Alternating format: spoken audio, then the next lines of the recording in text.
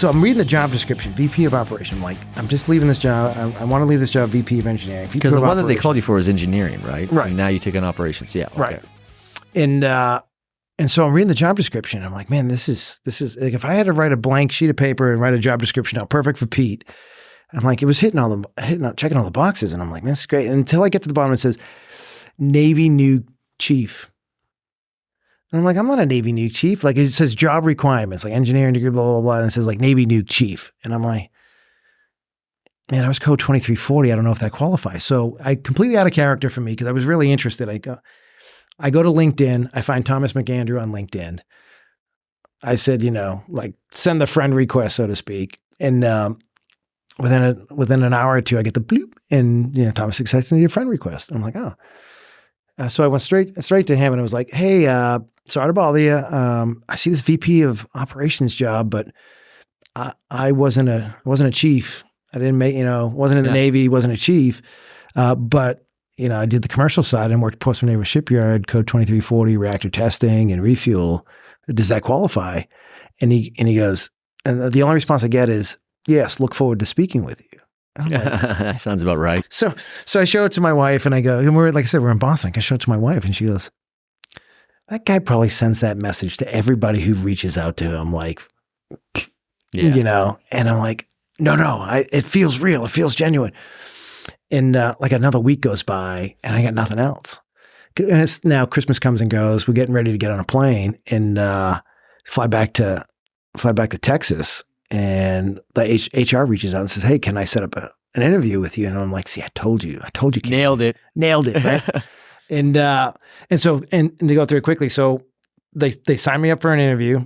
I come in on a Monday, early in January, right after the New Year, 2020, and I meet with the COO and the then president of Enchanted Rock Ops. So Enchanted Rock is like Enchanted Rock Management, it's the parent company, and then there's two other legal entities, Enchanted Rock Electric, which is all our EPC and construction, and then ERO LLC, Enchanted Rock Ops LLC, that I'm president of, is like the operating company. There's all the dispatch. We own all the microgrids after they're built and commissioned. Gotcha. So we do the commissioning too. But once they're COD, I own them for the rest of the LTSA off into the future, all the maintenance, PM, corrective work.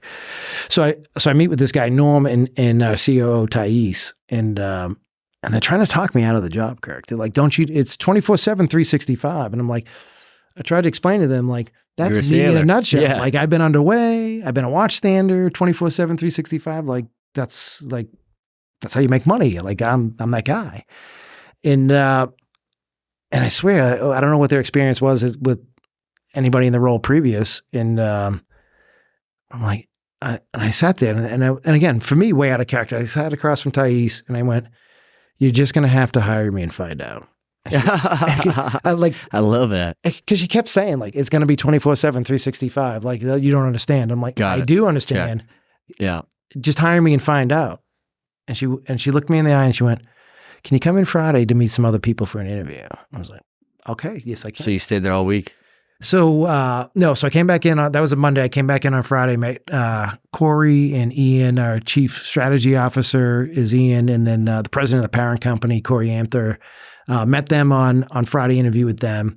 And then I actually drove to San Antonio on Sunday to meet Thomas for dinner, all in the same week. And it's like, now it's Sunday, and I think the Texans were in the playoffs and they had just lost, and they gave me a little bit of like, Thomas is going to be watching the Texans game and then he's going to meet you for dinner.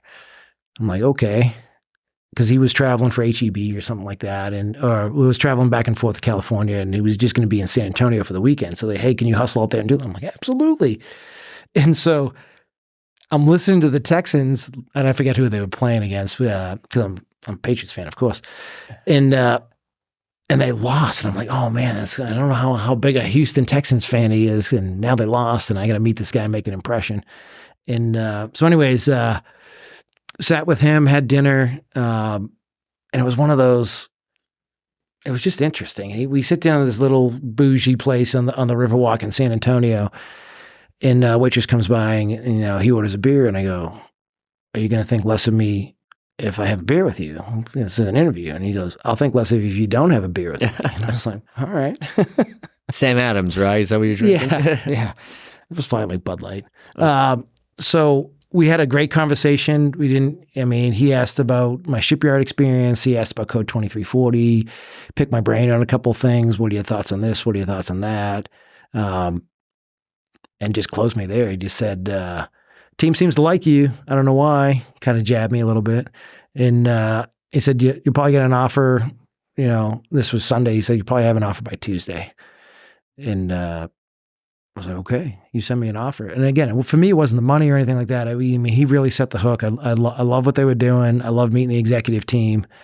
And it was just fascinating what they were doing and the mission criticality of what they were doing and how they were supporting it. And again, it was just this whole resiliency as a service and the powers on type of thing that was like, man, I can really get into that and get behind that.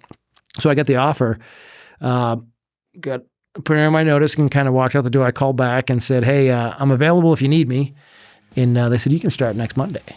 So from first interview to first day was like a 2-week period, and I was there.